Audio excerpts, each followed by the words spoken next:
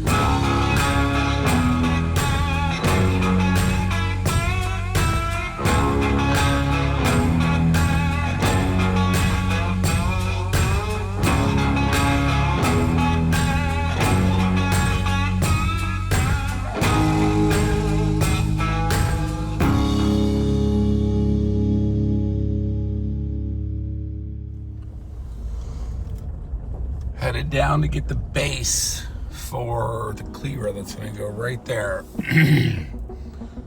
Bright and early, going down to Lockhart's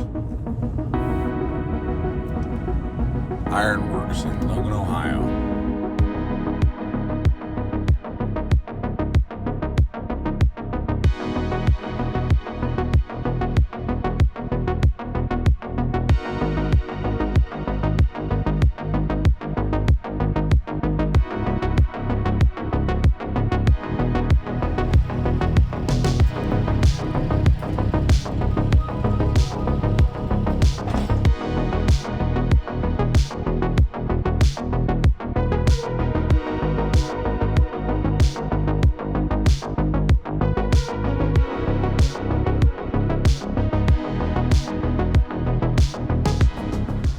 Eagle has landed.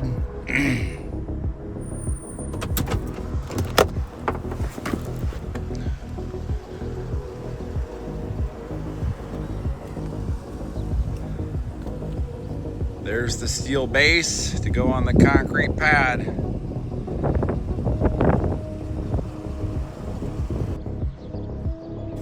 Concrete day, pouring the base here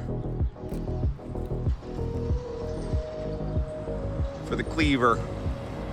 Good day to pour concrete. Overcast, not too hot. Get this base set.